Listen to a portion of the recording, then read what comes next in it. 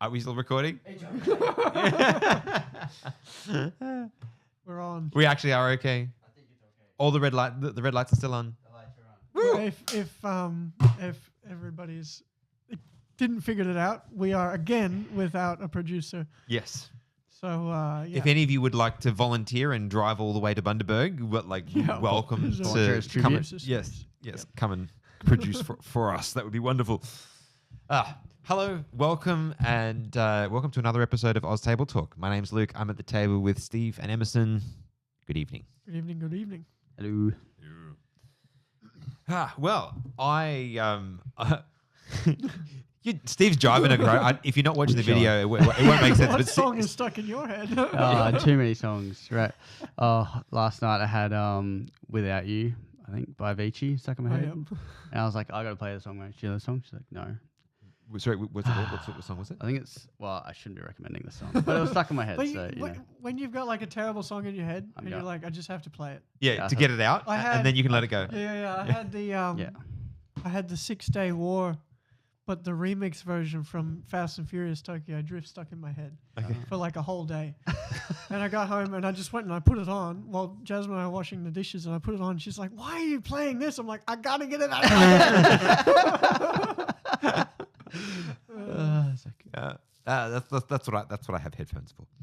So because my taste in music and Sarah's taste in music are very different things. Yep. And I can appreciate what she appreciates, but she cannot appreciate everything that I appreciate. And so, there are headphones for such purposes. Yes, das ist good, yeah. Oh man, I feel like this conversation tonight, like you guys have only just arrived, right? The recording has only We've just been here started. for an hour. Yeah, but we've been here for a bit. Okay, I feel like we have been everywhere. Like this, yeah, it's been like a pinball machine in here. No, but it's not bad. No, it's been fun, right? It's a part of the appeal. Wow. Just like every podcast I listen to, they're like, yeah, and we were speaking about off air. Yeah. It's like, yeah, we Damn all it, have the same Yeah. experience. Like, we're not alone in this. There's a part of me that wonders whether, like, when we arrive, we should just hit record and then just do whatever we normally do until it's like, oh, is this an episode now? Yeah. Like, I think this is an episode, right? Comment below if you'd like to see that. us going, check. Yeah, It's that's right. working. I don't know what to say into the microphone. Well, actually, when we're doing Mic sound checks and yeah, everything. when we're doing sound checks, Steve's favorite thing to do is this. And so for those of you listening at home, you'll Oh, get put headphones on. You Yeah. need one in each ear. yeah. Okay, you go for it. I think. What does it? Would it be stereo? Hey. Probably no. No, Wouldn't be it's not stereo. stereo. So Mono. yeah, if it was stereo, it would be way wilder. But let's all do it together. Ready? Okay. 3, 2, 1, go. I hope that was as entertaining for you as it was for us. You need headphones. That's good. Yep. Wow. So there's a couple of things that I want to. We need to get on track. Yeah, we need to get on track. A couple of things that I will say. One, I just want to give a shout out to those in our Discord server.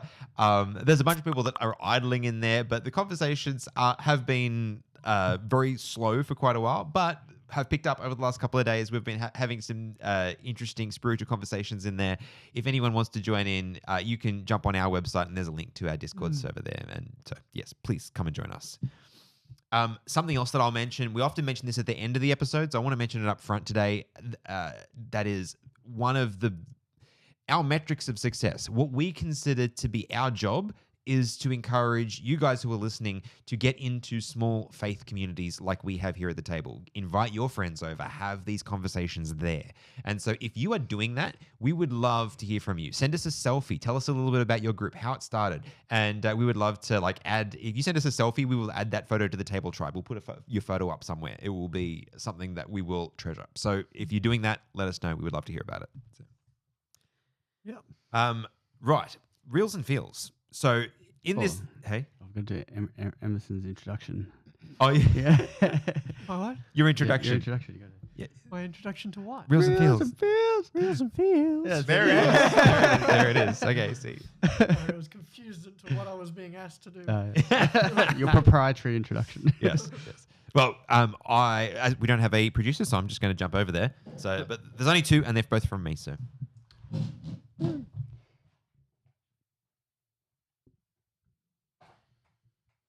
But guy has a very likable face. Seems like a nice guy. Almost looks like the granddad of Up. Hey? Almost looks like the granddad of Up. Yeah. I was thinking that Carl from Up. Yeah. no one can see that yet. Hi, everybody. I just realized that this camera is still plugged in, so you can actually see me too. Nice. How's that? Hey, look at that. See, I can sit over there. I'll do that next week. Actually, you can't when all three cameras are connected. Only when. Yeah, but we only have one. So. Oh, but if we only have one camera, yes, exactly. theoretically that. And then we can do picture in picture. Okay, so this one that I'm going to show right now, this is a reel from Kerry Newhoff, and I just think it was really timely. So for the way churches operate these days. So hope you enjoy. A lot of pastors are noticing that what worked 10 years ago in terms of attracting people to church isn't working anymore. Wait a second, the guys, we can't hear this, and I don't know why. I can vaguely hear it through those headphones. Yeah, headphones are plugged in. Oh, it's because of these. I can hear it enough, as long as the people can hear it. Oh, good. I think I can click this and make it work. All right, cool.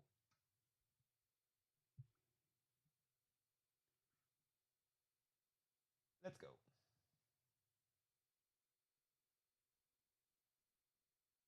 Noticing that what worked 10 years ago in terms of attracting people to church isn't working anymore, and I want to show you why. The reason it's not working is 10 years ago, if you just, got a great band and you had a good screen, you were a decent communicator, people showed up.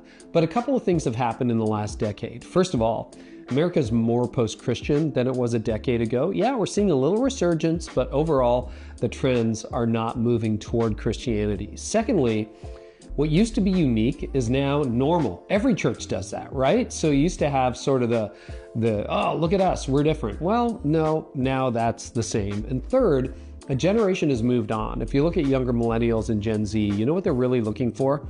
Authenticity. They're looking for real. They're looking for transparency. They're looking for hope.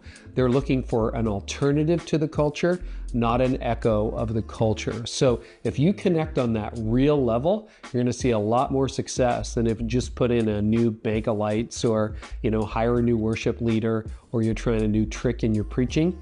Just connect. Just be real. There's a generation that's looking for an alternative to the culture, and they're longing for hope. So a lot of He put that really well. Yeah. That's something that I've been thinking for a long time, but sort of just haven't been able to put it into words as eloquently as he just did. So no, that was good. Yeah, I But think people are craving a more religious religion now than they were. Yeah, it's like you less said, 10 years consumer ago. culture. That's right. Yeah. Yeah. I love that line that he used in the middle there, that they're looking for an alternative, not an echo of the culture, right? Okay, so I just think that one I shared because of that very reason, that I just think that's a great articulation of where the church is at, especially for the younger generations. This next one is just something that I think is good that is happening in the world right now. So let me just... Good news. What? That's impossible. Oh, is this? Yeah. Yeah, this is just a reel to give you guys a little bit of context. So here we go. This is a golden ticket, and today I'm starting a road trip where I'm going to all 50 US states in 50 days. Okay, but why is there a golden ticket? In each state, we're staying in an awesome Airbnb because my goal is to find the coolest house in America. Along the way, I'm also going to try to find my candy Joyride in every state too. I put 5 of these golden tickets in Joyride bags in Targets all across the US, and if you are lucky enough to find one, you will win a free trip for your entire family to go to one of the coolest houses in America. So all summer long, if you go to Target, go find this candy display, get some Joyride, and try to find the golden ticket. This is a golden ticket, and today I'm starting a road trip where I'm... All right. So that was more about the road trip and less about the golden ticket that you wanted people to know about. The golden ticket thing is not what I'm talking about. The road trip is what I'm talking about. So I don't know if any of you have already seen some of this, but this is a very, very popular thing that's been happening on YouTube for the last 50 days. And I've been watching it, especially because my kids are a fan of this guy's content. And his channel is not overtly faith-based, right? It's not overtly Christian. I know he is a Christian and he doesn't hide that, but his channel is not like a preachy channel. But in this last 50 days, he's been doing what he said in the video, doing this road trip to all 50 states, staying in the coolest Airbnb he can find in each state. but he's doing it in service of a hospital called St. Jude's, and they offer free care to children, and it's a great cause.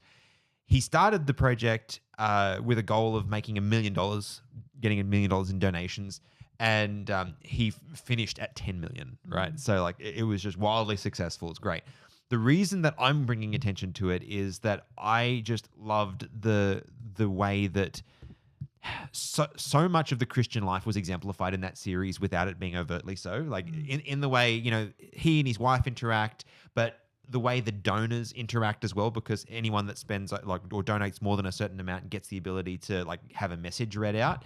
And the sheer volume of those messages that were hope and gospel based, I just loved seeing it, because in most mainstream content that's out there, that is dramatically limited, and it was very direct, it was very open, it was very joyful, and also non-condemnatory as well. It was all of the things that I think it should have been in that context, and it's just a beautiful thing that's happening in the world that has made me smile a lot in the last 50 days or so. So I just wanted to share that.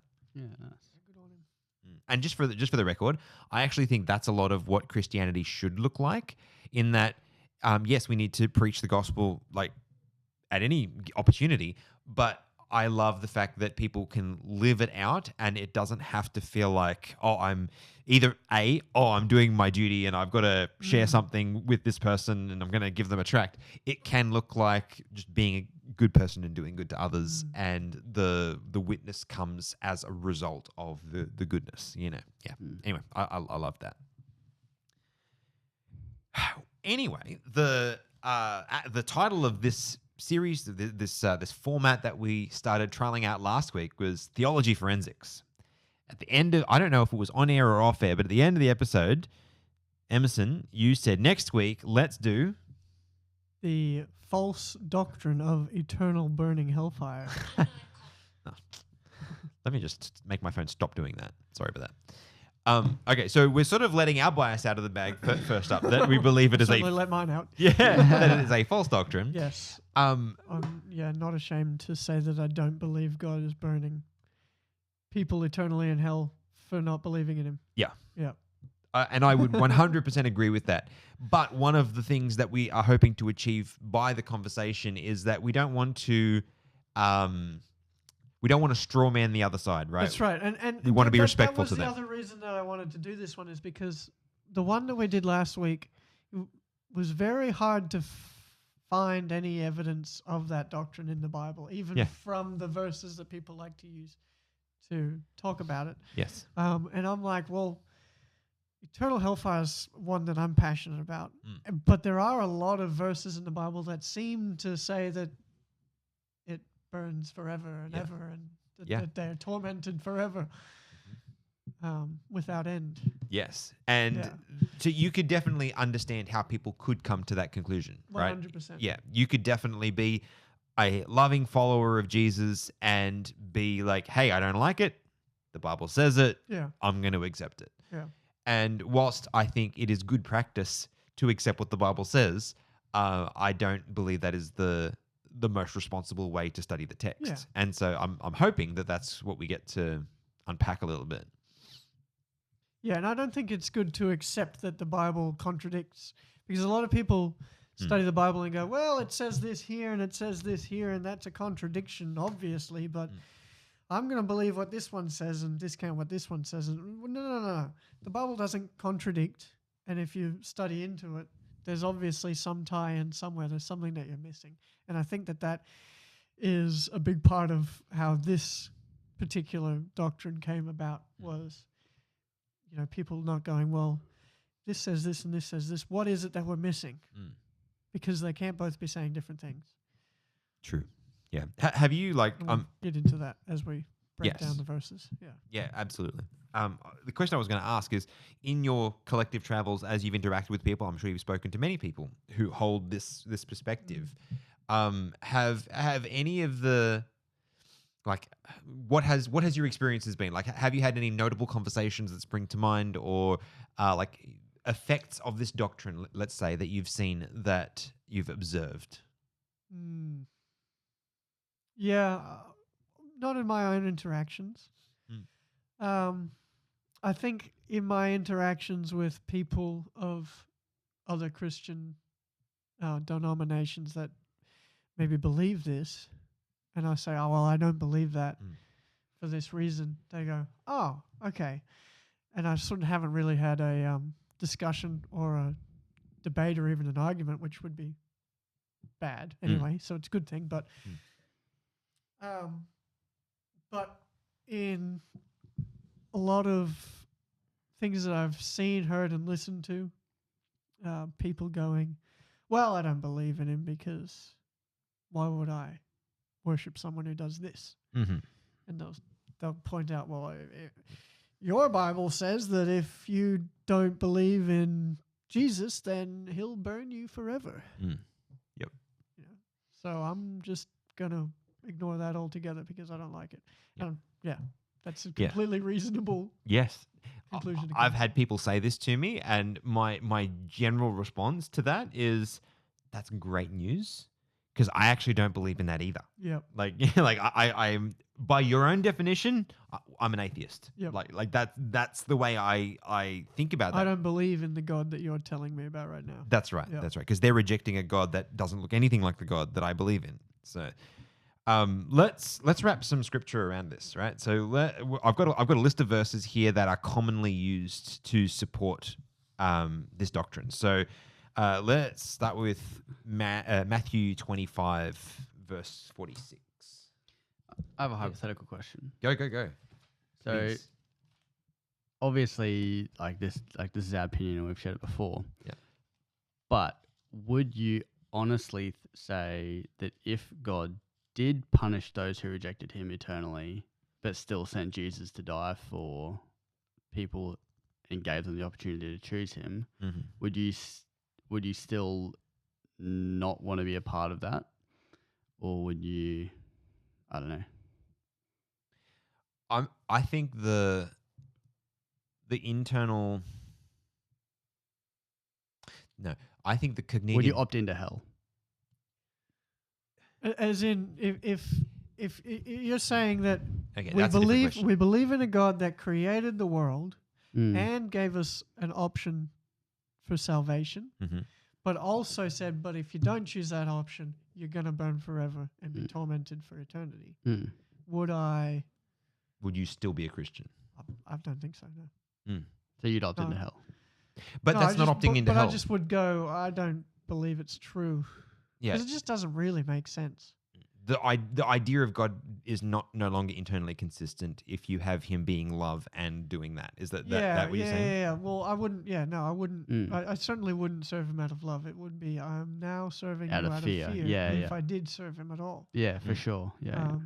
And I've got a feeling you would start one way, but it would probably end up the other way. But yeah, I mean, I've been in the place a lot of times. I'm sure that I'm not only speaking for myself, where I start to go, yeah, maybe it's just all a bit far-fetched and just not true at all, But then I go, well, just think about all of the bounding evidence. I'm like, well, it has to be true. And then, and then I come back. But I think that if I did believe that Jesus... How often does that happen to you? Sorry. All the time. Yeah. It doesn't last very long. Yeah. Okay. I think it's a seed planted by Satan going like, it's probably not true. Like, you really believe there's someone up there? Like, this is pretty far-fetched. And I think it's easy for us in a Western society. Yeah. Because it's all around us, people that just don't believe it's true at all. Yeah. But then it's like, and I'm like, but what about the prophecies? What about, the resurrection? What about all of this? Hard to explain things. I mean, impossible to explain things. Anyway, sidetrack. I think that if I did believe in eternal hellfire, it would be a lot easier for me to go, it's pretty far-fetched. And keeping the Sabbath is too hard. So I'm just going to move on. It's interesting that you listed 2 biblical evidences, and I know that resurrection can be evidenced extra-biblically, but it's interesting that they're the things that that keep you grounded. Yeah, those are the 2 big ones for me specifically, I'd say. I mean, yeah, no, it's interesting. 2 that came to mind. Yeah, that's cool. Yeah. What about you? Me? Yeah. Oh, it's usually nature, because it's like nah, this like it couldn't happen by accident. Yep. I'm like, it's a tree, man. Yeah, I think I was listening to a scientist who was talking about this, and he used to be an atheist, and he said the very best argument that could ever be presented to me and has ever been presented to me for the existence of God is the existence of information and data. He said order. and order. But he said, I could, if I applied all of my knowledge of probability, like I could reason my way to something that was in a perfect place and then degenerated from there. But I can't go backwards. I can't go back the other way as a scientific person and think that we have somehow got from zero information to this much genetic information in the world. He said, I just cannot. Yeah, you gotta love that cannot get there. entropy is a theory, but the inverse is true to make everything happen. Like you can't have both if everything decays into chaos. Yeah. Yeah. Yes, and I think that's why it's good to get outside and I don't know, for some people anyway, gardening and nature. It's I don't know. Yeah, nature's I love my grounding. garden. really Yeah. Right. Bible We're in verses. Matthew 26. Yes. My phone is not complying. But I will find my way back there. Yeah. Matthew 25, 46. 25, 46. Right.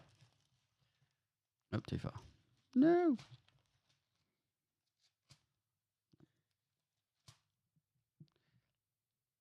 Okay, perhaps just a little bit of background there. This is talking about the Son of Man judging the nations, right? And so he's talking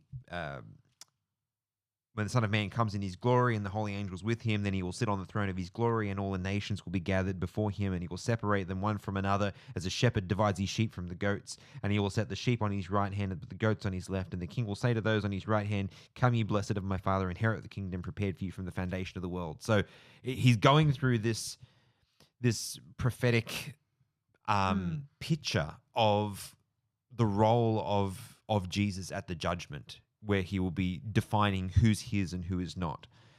Then maybe I'll pick up in verse 43. I was a stranger and you did not take me in. He's talking to the goats at this point, the ones that rejected him. And they're saying, when did we ever reject you? And he's saying, I was a stranger and you did not take me in.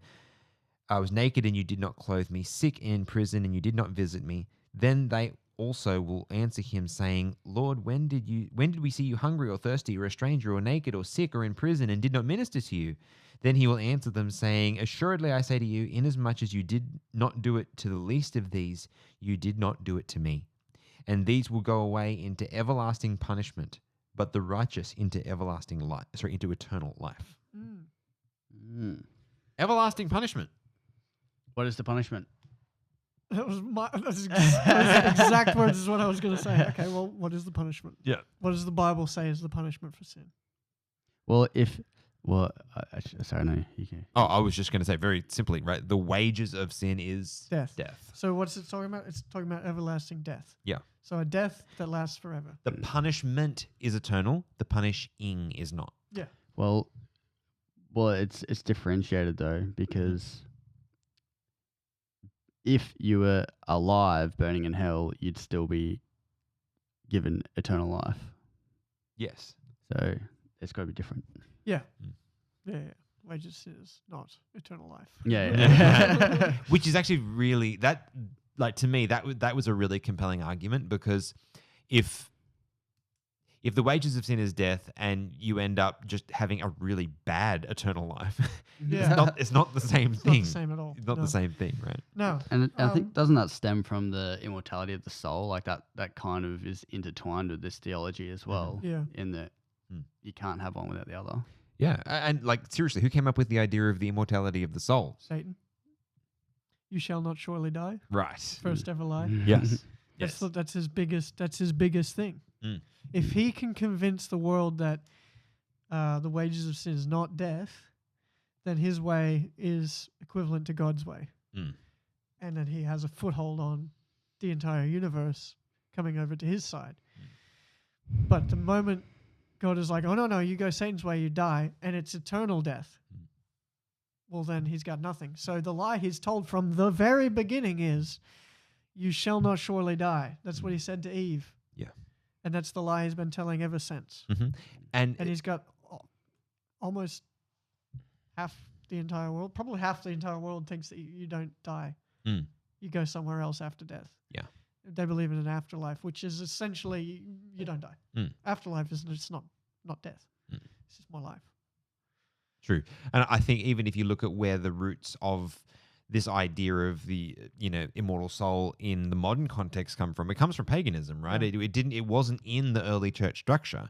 It was something that was taken from those Greek influences and that were around the church in those early centuries. All right. Well, let's look at the next one, which is Revelation 14:10-11. This one is another one that's quite direct, to be honest.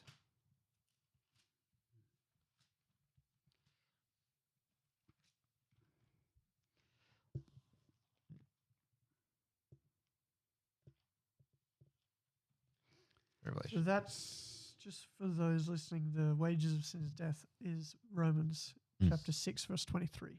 Thank you. Yep. Has anyone postulated that? I don't know. We're going to get to other verses soon. No. But- Like, this is good. Keep doing this. But but that we sleep when we die in the first death, but the second death is like as in hell happens. Oh, you're saying is there But like I a never heard that hybrid? before. Like Yeah. so like as in hell's not now, hell's when Jesus comes, Mhm. but then it's from then on because I haven't heard that one before. Mm-hmm. But I guess that's hell's at the New Jerusalem. yes, but as in like as it's in an it's, eternal hell. Yeah, but this is what here's what I always like to say to people that come at me with the eternal hellfire. I say, oh no, you've got it wrong. The Bible talks about hell being an event, not a place. Yes. Yeah, And that's a good explanation. That's a really simple way of putting it. And now I just go, huh? I've never thought about it in that way. You're standing on before. hell, sunshine. That's right. They think that it's you go there when you die, or This is hell, just not yet. this is the place. This is where it happens, but it hasn't happened yet. It's an event, and it really is. Like in the Adventist theology, people go, "Oh well, hell is the second coming." When the verse in Peter where it says that the elements will melt with fervent heat. That's the second coming, right? But it's also at the coming of the New Jerusalem, the second resurrection, and then the final destruction of the wicked. Right? And I think is that this verse or is this?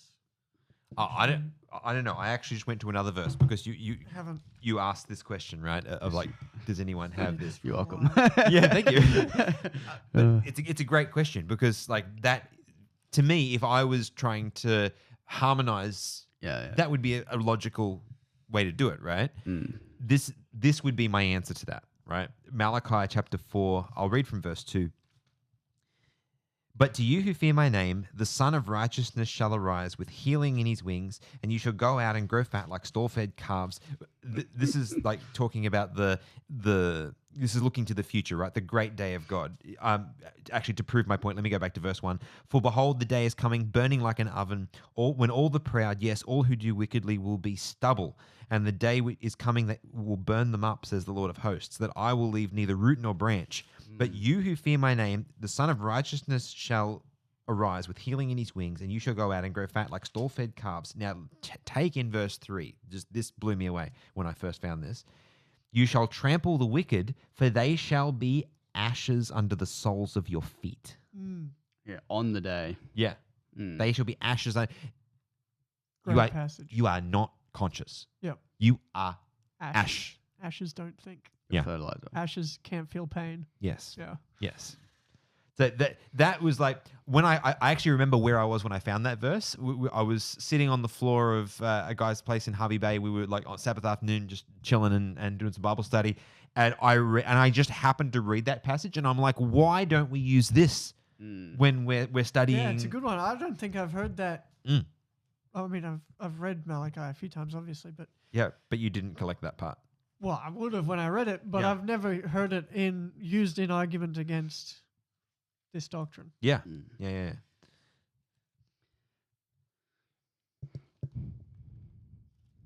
I have a handwritten reference on that verse, and so I'm just going to check to see how relevant that is. Nice. I think that was one of the ones listed in here. Yeah, isn't here? Yeah, I think it was. I saw Revelation 20 in there at some point. Yes. Boom. We might as well go there right now. So let's go to Revelation 20, verse 7 to 10. Now, when the 1,000 years have expired, Satan will be released from his prison and will go out to deceive the nations which are in the four corners of the earth, Gog and Magog, and gather them together to battle, whose number is as the sand of the sea.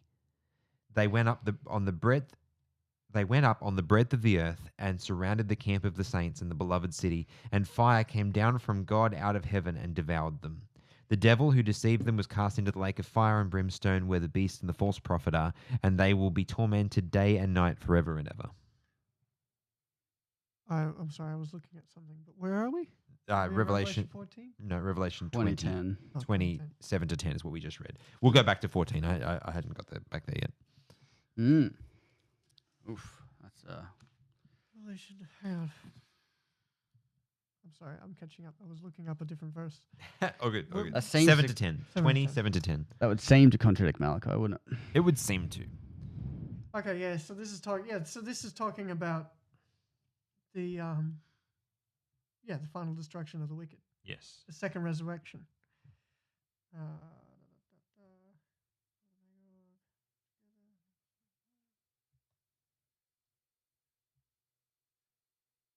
Yeah, fire came down from heaven from God out of heaven and devoured them. Mhm.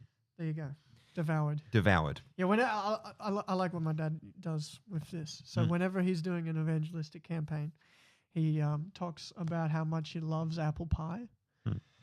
And then he says, if you ever want to know what the definition of devoured means, he goes, bring me an apple pie and I'll show you.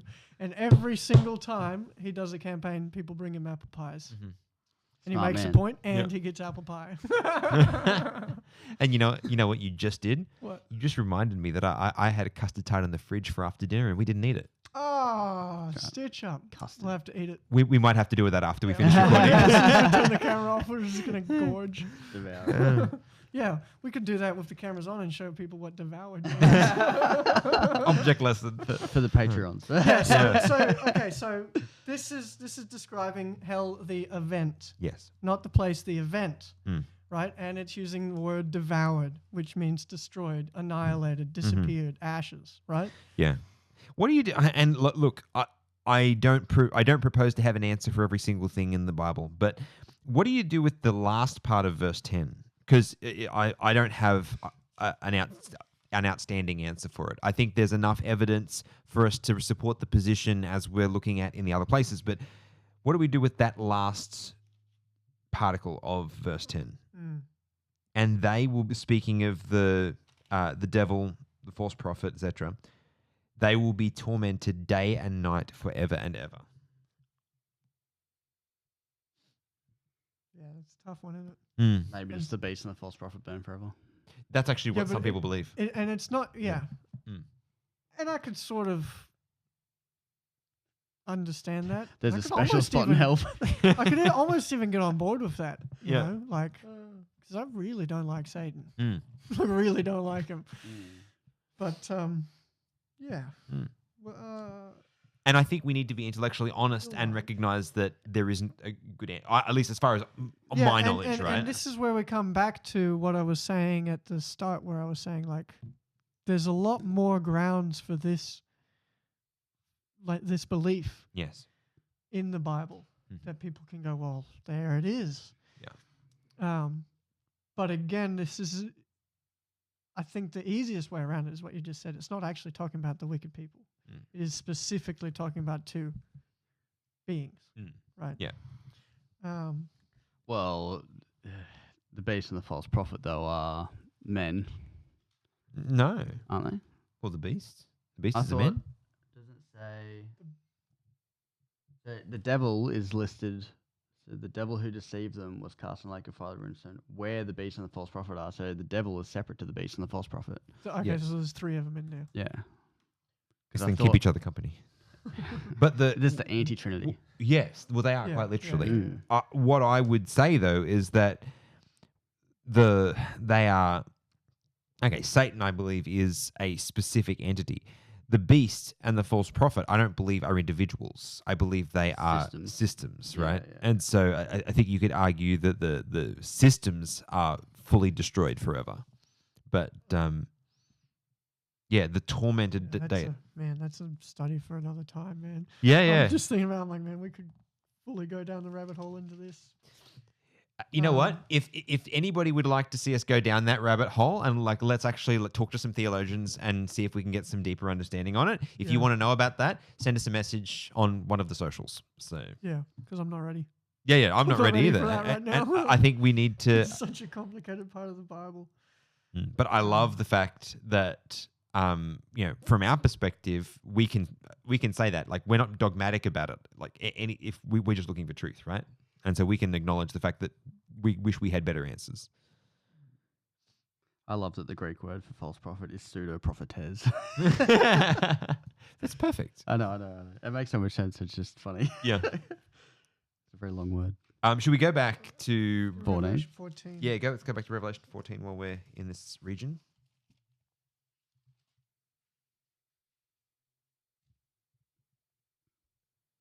Revelation 14, 10 and 11. Yeah, 10 and 11. Yeah. He himself shall also drink of the wine of the wrath of God, which is poured out full strength into the cup of his indignation. He shall be tormented with fire and brimstone in the presence of the holy angels, and in the presence of the Lamb, and the smoke of their torment ascends forever and ever. And they have no rest day or night who worship the beast in his image, and whoever receives the mark of his name. All right, this one is a lot easier to understand than Revelation 20, in my eyes anyway, because it uses words like smoke, and then it sort of jumps. If you realize what it's talking about when it says that they will have no rest day or night, it's sort of jumping back saying they have no rest because they don't keep the Sabbath, right? Mm-hmm. And again, that's a study for a whole other time. Mm-hmm.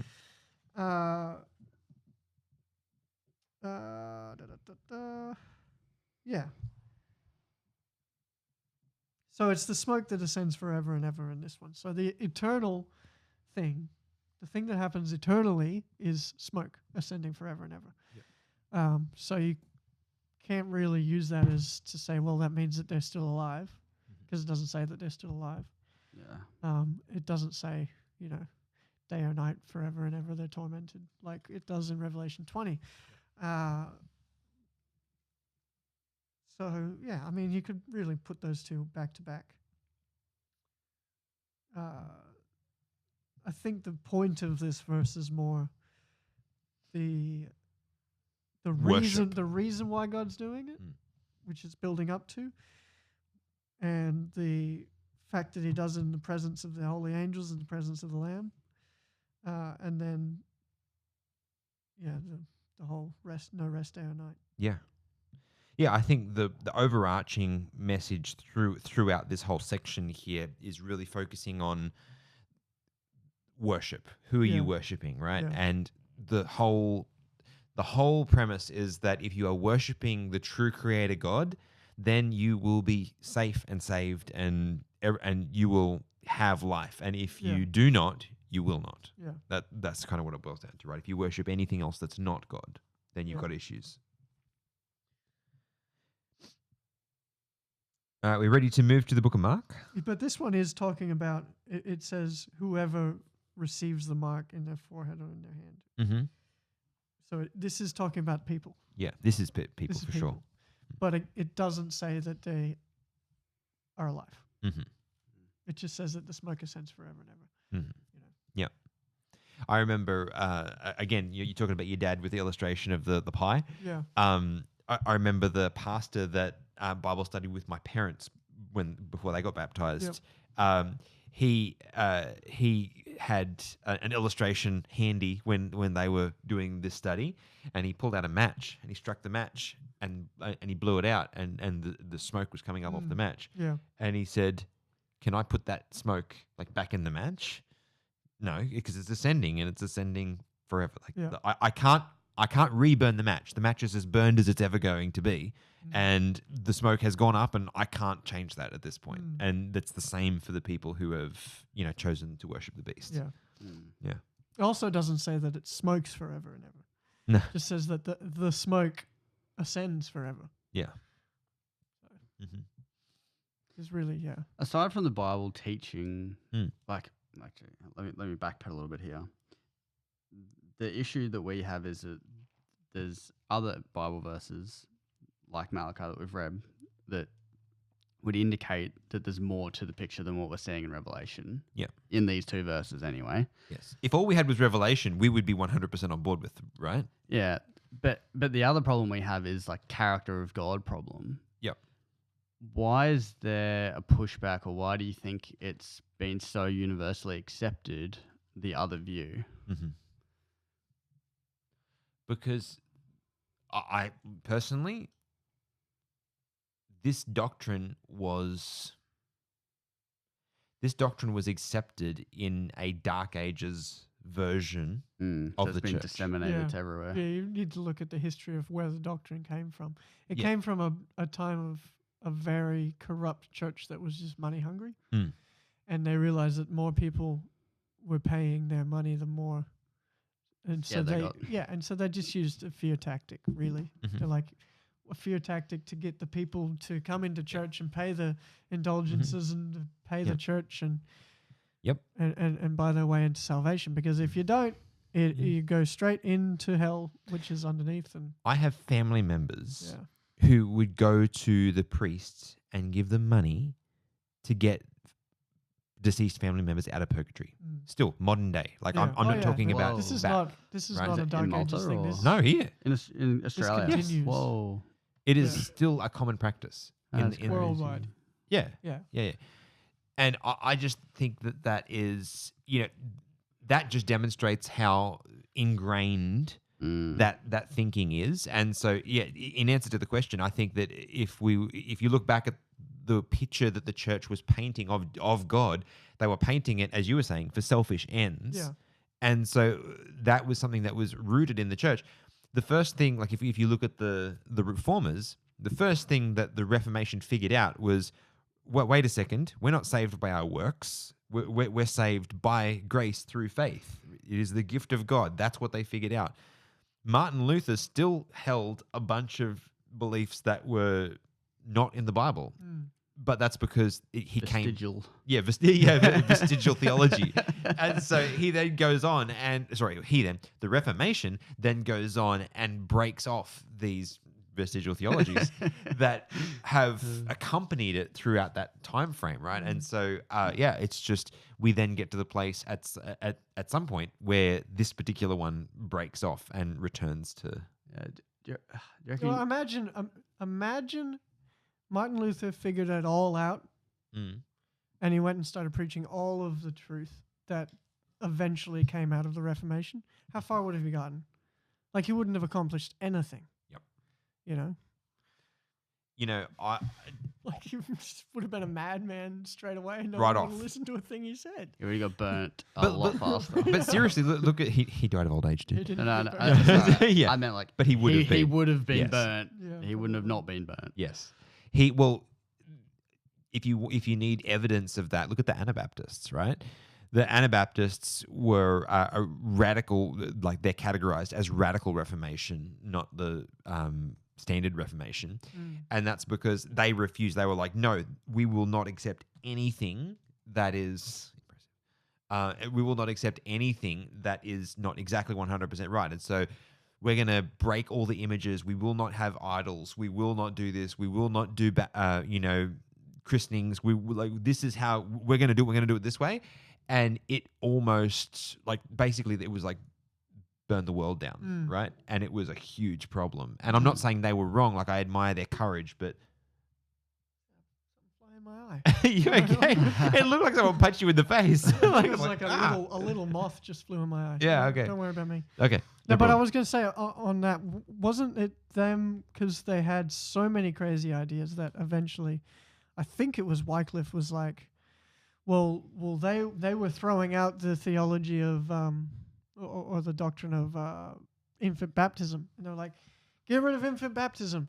And eventually Wycliffe was like, well, these people are crazy. And everything that they preach is therefore crazy. And so then he also, then he was like, well, I'm sticking with infant baptism. Yeah, I think it was Calvin. It was Calvin. Yeah, I think it was Calvin. He was like, I'm sticking with infant baptism because these crazy people are saying that it's wrong, so it must be right. I can't be associated with crazy. That's right. So he's throwing literally the baby out with the bathwater, pardon the pun, you know? Anyway. So yeah, if the point I'm saying is God's a master strategist. Yep. And if he had given Martin Luther all the light at once, he would have been a madman, and no one would have listened to a thing he said, and we wouldn't remember him today. Yeah. I just looked up a little bit of history in the Reformation when this started being taught. Yep. And it's interesting. While Martin Luther didn't teach it directly, as in like teach annihilationism in the way we understand what happens when you die, but he did reject the immortality of the soul. I think you have to. Yeah. Because it underpins the whole state of the dead, eternal hellfire. Like it underpins so much. Yeah, there's a quote from him here. It is probable, in my opinion, that with very few exceptions indeed, the dead sleep in utter insensibility till the day of judgment. It's pretty clear. Yeah. And I think that's why the Mormons have the belief of like the created being, like the souls are in heaven already, because it kind of makes like a little bit of sense. Like otherwise, where does the soul come from? Like if it's an eternal thing, it kind of needs. It needs to be somewhere first, right? Yeah, as every false thing that comes straight from Satan, it comes from a place of pride, and because it's like Satan sort of has this idea in his head that he can't be killed, right? Otherwise, why would you sin, right? He knows now. Yeah, well, does he? I don't know. I think once Jesus was raised, I think Desire of Ages says he knew. Yeah, that's true. Even in Revelation, it says that he knows he has a short time. But this idea that I can't die, like my life isn't reliant on God. Yeah, like it's me. We're more powerful than he is. Yeah, that's right. Yeah. If he brought me to life, he can't put me to death. Like it's a very like prideful. Everything can be traced back to pride. I thought that was interesting that's in the verse. I forget which one we were reading. It might have been in Malachi, but it's the only thing that's specifically listed. In verse 1 it says, "And all the proud, yes, all who do wickedly will be stubble." So I thought it was interesting. Yeah, that is interesting. Just on the last point of this little history run I've just been doing over here, there's a guy called Michael Servetus. Michael Servetus. He was an early conditionalist. Lived 1511 to 1553. He taught that the soul is not inherently immortal and rejected eternal torment. He believed that the wicked would eventually be destroyed, but not tormented forever. He was burned at the stake in Geneva with the approval of John Calvin, partly due to his unorthodox theological views, including his rejection of the Trinity and eternal hell. Oh, he rejected the Trinity. That's interesting. Yeah. But yeah, like the fact that was with the approval of even Calvin's out there burning. Yeah, Calvin is like, I'm gonna burn this heretic who believes in conditional immortality. All right. Yeah. Interesting. It is a belief. The immortality of the soul is a belief that is very much ingrained into people, and they base their whole faith around it. It's like, yeah. And especially you try and tell someone who had a loved one who died, and then, all through the funeral, it's like, well, they're in heaven now. And then for the past, say 15 or 20 years, they've believed that their loved one is in heaven in a better place looking down on them, and you try and say, oh no, they're actually just dead. Oh, have you ever done that? I've done that a few times, and it's really brutal. I had a care group in Harvey Bay, and there was an older lady that was coming along to that, and we studied together. She was with us for a long time, and we studied this. She was very quiet, for the most part. And as the conversation happened, she said, "Well, no, I won't be believing that." And I was like, "Oh, okay. Like, what do you base that on?" And she said, "I couldn't grieve my husband again." And I was like, "Oh, like, It's like I'm not going to believe that because I don't want to, basically. Yeah. Like I understand it's hard. Yeah, and I don't for want sure. I don't want to. You're not diminishing her experience, for yeah. sure. Yeah. Man. But it's a real thing. But that is essentially the problem. Yeah. It's like, no, I don't want to. I'm not going to believe that because I just don't want to. But there was another I'm sorry, not a good enough reason. Yeah, I know. But I had another. Sorry, you're going to say something, Steve? Well, just based on that, I'm inferring here that, like, to say I'm not going to grieve them again would indicate loss. And from my perspective, I'm like, well, what's the difference? Like, is either way you still don't have them. So it's an intellectual loss. But if you believe that your loved one is in heaven, then hypothetically you could still be, speaking to them or, whatever that would be, which opens the door to either spiritualism or borderline, like, praying to, like, you're not praying to them, but borderline, praying to the ancestors, which is mildly pagan. Like, it's not ancestors, but you know what I mean? Like, Oh, it's, super pagan. Yeah. And I think in the case like of I've heard lots of prayers. I've heard lots of prayers where, like, I had a teacher at my school who had a son who died, and in her prayer, she'd be praying to God, and then she'd say, and I forget what his name was, and Tommy, blah blah blah. Okay, you're literally praying to your dead family member. That's a pagan thing. Yeah. And I mean, again, she was just a wonderful person. But yeah, and just to be clear, I don't think any of us are saying that those people are therefore not saved or whatever. But we're talking this from a purely theological accuracy perspective here. Yeah, that's a really, really hard topic. It is very hard. And what I was just getting at before is, like, that's an example from that lady. But there's an example of another person that I've spoken to, and they have lost someone they love dearly. And they were telling me that if only, like, they wished so much that family member would not be able to see what was going on, to see what was happening in their life at that point, because that would cause them so much pain. Like, one of the biggest weights that was in their life was that this family member could see what was happening. And I was like,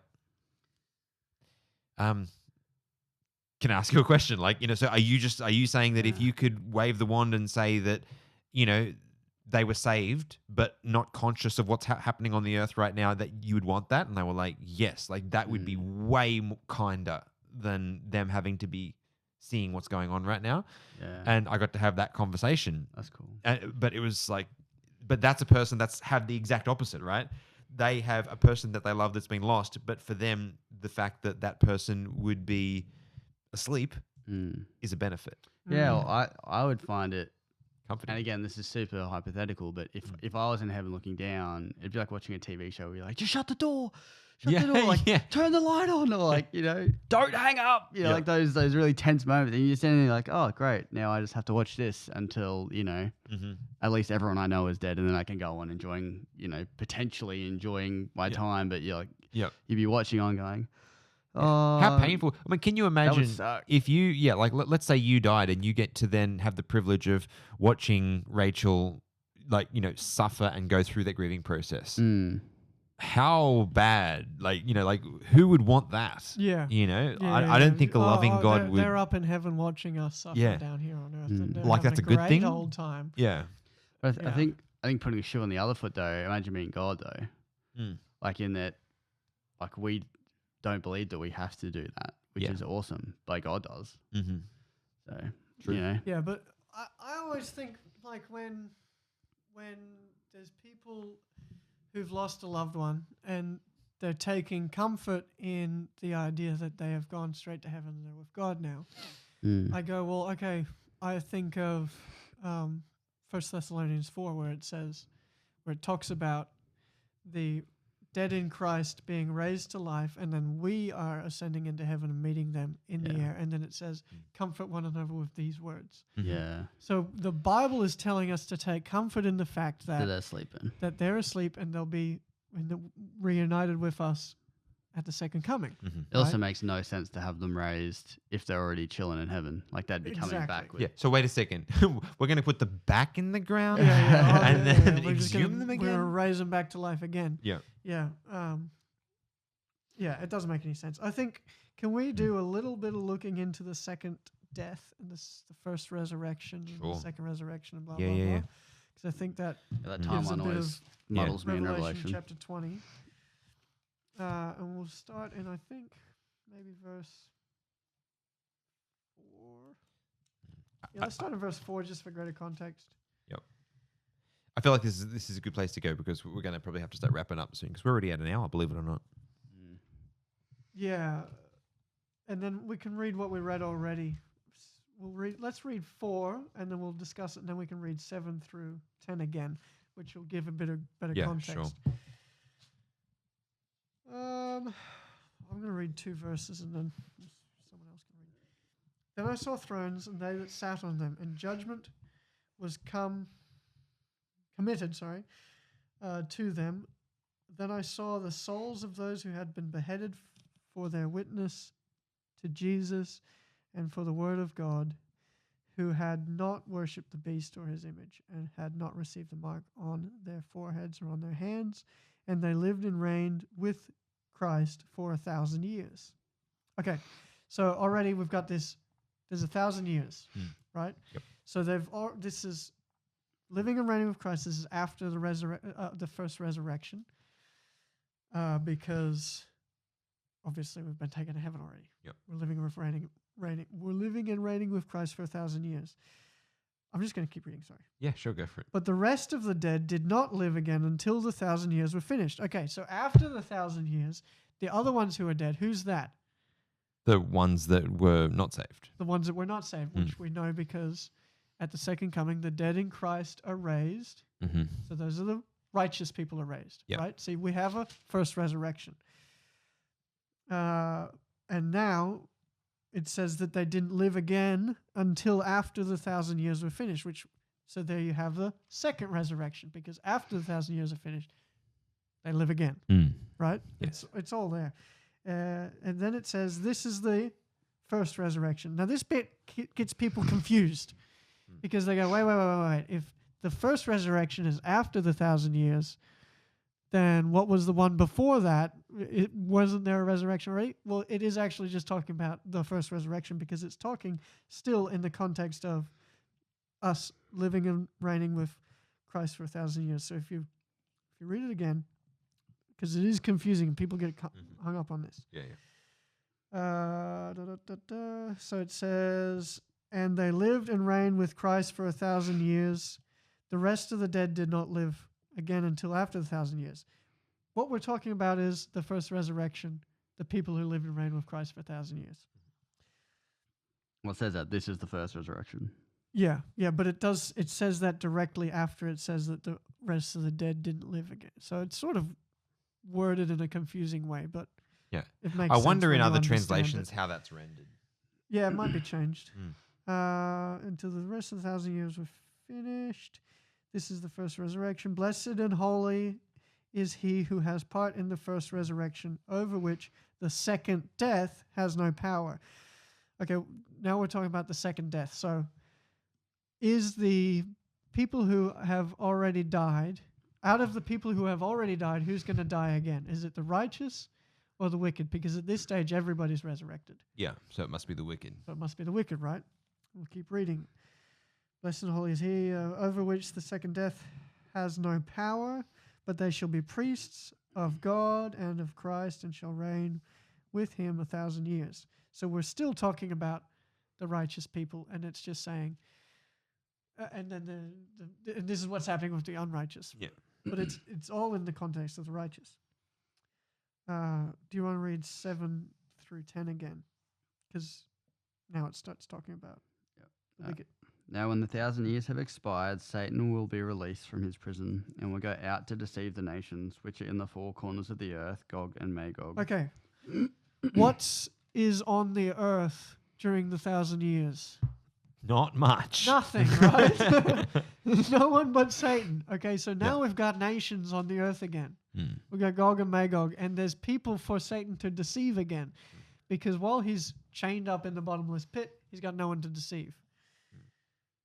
So this is talking about the wicked raised back to life, Gog and Magog, the number of the sand of the sea, right? So this is all of the wicked people who ever died. And it says like the number of the sand of the sea. If you can say all of the wicked people that are alive right now, you could say that says it's the number of the sand of the sea. But this is all of the wicked people throughout history. All history. Who've ever died, right? That's a really, really big number of people. Sorry, keep reading. Yep. To gather them together to battle, whose number is as the sand of the sea. They went up. Okay. What's the deception? What's the deception that Satan's taking, right? He's saying, we can win. We can take that city, right? Yep. Because we outnumber them. He's gathering up. It says that he goes out to deceive them, and then he gathers them up for battle. So the message that Satan's going is like, all right, let's do it. Look at us all. Yep. We're the number of the sand of the sea, right? Sorry, keep going. I was just thinking that too. The sand of the sea was the promise to Abraham too, which is interesting. In that it's like we're the promised ones now. Almost, right? That's right. Yeah. Well. Well, I mean, how many people are going to be in the New Jerusalem? They're going to be numbers the sand of the sea as well. Yep. Right. I actually think it's going to be more than we think. I genuinely hope so. I just think it's an interesting inversion because it makes you think, if you're thinking Old Testament, you think, oh, these are the people of the promise. And they are. Well, they should have been. Yeah. But they're not. Wait. No, sorry, I'm not going to go there. Sorry, go. I just had a very anti-Semitic thought. They went up on the breadth of the earth and surrounded the camp of the saints and the beloved city, and fire came down from God out of heaven and devoured them. The devil who deceived them was cast into the lake of fire and brimstone where the beast and the false prophet are, and they will be tormented day and night forever. Okay, and now we're back there. Do you know what's So interesting? And it's all one big event. Like really big if you imagine it spanning over 1,000 years. Yeah. And massive caveat in that we need to study this out more. But it's interesting that verse 10 says, and the R's in italics, which means I assume that it's been added by the translators. But it says, where the beast and false prophet are. And if you look in Revelation 19, 20, it says, the beast was captured, the false prophet who worked signs in his presence, by which he deceived those who received the mark of the beast and those who worship the image. These two are cast alive into the lake of fire, burning with brimstone.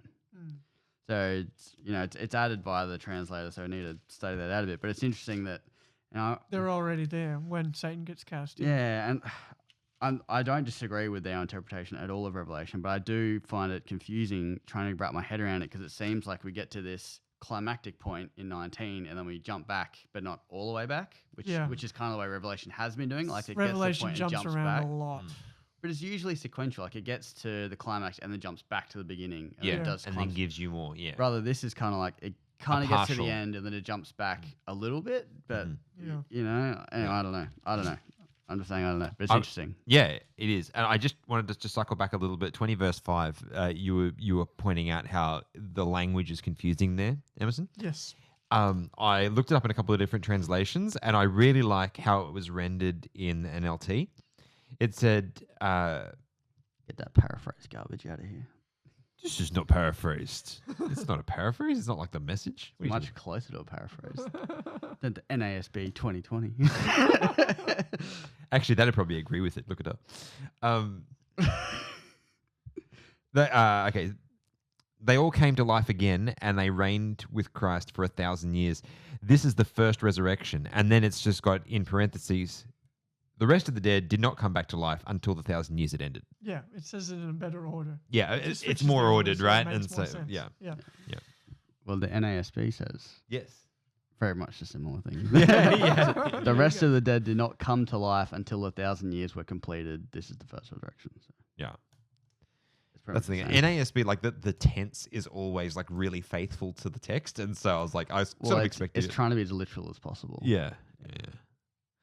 That's a good one. See, got to know which versions to read for what purposes. See? Yeah, I find the rest of it sort of seems like at least Like 20 flowing into 21 all 20 makes sense yeah, to me. 20, Like 21 and 22 it is flows quite well. sequential. Yeah. Like it's all one bit of a storyline. yeah. I tried memorizing those 3 chapters at one stage, and I got a fair way through. Just because it is sort of the bit of like Revelation that makes the most sense. If you can read those 3 in sequence, you get starting at the 1,000 years, and then New Jerusalem descending, second resurrection, second death, judgment, and then you've got new earth, right? You got new earth and tears wiped away, river of life, all of that sort of follows through, and then at the end, sort of like, even so come Lord Jesus, behold, I am coming quickly, my reward is with me. It says it that 3 times in Revelation 22, Yeah. I think that might be a good text for us to wrap up on, unless you guys have something that you wanted to share. I mean, there's a bunch more verses that we could have gone to, like genuinely, but yeah. Any final thoughts? No? We're good? All right. Well, I think if there are any texts, if you guys are listening, if anyone has been joining us and you don't have the same perspective that we do, we so welcome that. If there are any specific texts that you think, oh, if only you guys had talked about this, we would really love to do that. So send us a message. We would be very happy to dialogue further, to explore this deeper, because I know there's a lot of other places that we could have gone. Yeah. There was like the parable of I was thinking that we might get to the parable of the tares. That's another one. And I was thinking parable of the rich man and Lazarus. Yeah, that was also, I was thinking. thinking about that too. Yeah. So Weeping and gnashing of teeth and a lot of like Matthew something. Anyway, doesn't matter. Yeah, and we could go into depth of those another time. I think one of the key things to remember in all, because I think there's a similar answer for all of those pieces of scripture, and that is the parables very often are teaching a single concept, and it's very dangerous to try to apply them to unilaterally, like to other questions that Jesus was not trying to address, because that's not the point. He often used things from around him in the society that were not accurate or were hypothetical in nature, or parables. Parables was how he did things. That just requires you to have constructed stories and things that are not directly true. So, anyway, we can have that conversation another time. But we'll call this particular episode to an end here. Thank you so much for joining us. If you've enjoyed it, share it with a friend, and we look forward to catching you guys next week for another episode. God bless. Hit that button, my friend.